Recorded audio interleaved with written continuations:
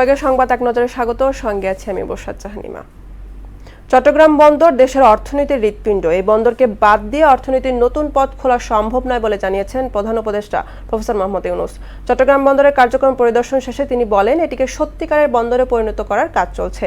নানা কর্মসূচিতে অংশ নিতে এর আগে চট্টগ্রামে পৌঁছান প্রধান উপদেষ্টা। যোগ দেবেন চট্টগ্রাম বিশ্ববিদ্যালয়ের ৫ম সমাবর্তনে। বিচার শেষ না হওয়া পর্যন্ত আওয়ামী লীগের কার্যক্রমে নিষেধাজ্ঞা নিয়ে নিজেদের অবস্থান খোলাসা করেছে মার্কিন যুক্তরাষ্ট্র। স্থানীয় সময় মঙ্গলবার এক প্রেস ব্রিফিংয়ে গণমাধ্যমের প্রশ্নে পররাষ্ট্র দফতরের principal deputy spokesperson Thomas Pigott জানান, কোনো নির্দিষ্ট রাজনৈতিক দল নয়, বরং বাংলাদেশে গণতান্ত্রিক প্রক্রিয়ায় সবার জন্য ন্যায়সঙ্গত স্বচ্ছ বিচার প্রক্রিয়াকে সমর্থন করে যুক্তরাষ্ট্র। দুর্বৃত্তের ধারালো অস্ত্র আঘাতে ঢাকা বিশ্ববিদ্যালয়ের শিক্ষার্থী ও ছাত্রদল নেতা শাহরিয়ার শামকে হত্যার ঘটনায় ৩ জনকে আটক করেছে পুলিশ। মঙ্গলবার রাতে রাজধানীর রাজারবাজার সহ কয়েকটি এলাকা থেকে তাদের আটক করা হয়। এই ঘটনায় শাহবাগ থানায় একটি মামলা হয়েছে। শাম্য হত্যার প্রতিবাদে ঢাবি ভিসির পদত্যাগ দাবি করেছে ছাত্রদল। রাজু ভাস্কর্যে বিক্ষোভ করছে সংগঠনটি।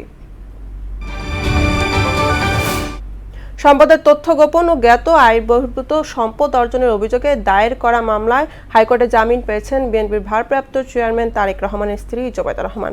ওই মামলায় তার ৩ বছরের সাজা হয়েছিল। বিচারপতি খসরুজ্জামানের একক হাইকোর্ট বেঞ্চ জামিনের আদেশ দেন। একই সঙ্গে সাজার বিরুদ্ধে জোবাইদার আপিল শুনানি গ্রহণ করা হয়েছে।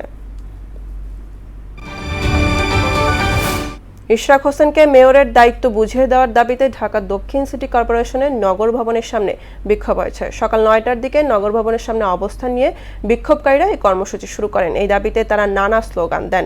বিক্ষোভকারীরা বলেন, গ্যাজেট প্রকাশ হলো, এখন পর্যন্ত মেয়র হিসেবে শপথ গ্রহণের ব্যবস্থা নেওয়া হয়নি।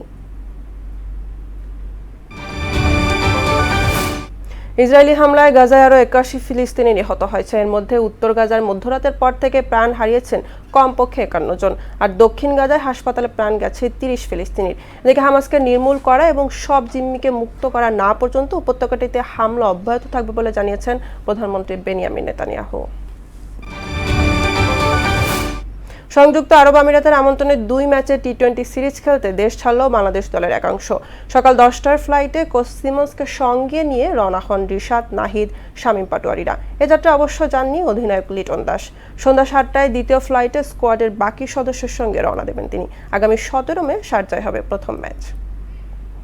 এই ছিল সংবাদ এক নজরে। সবশেষ খবর সবার আগে জানতে মোহনার সাথেই থাকুন। এতক্ষণ সঙ্গে থাকার জন্য ধন্যবাদ সবাইকে।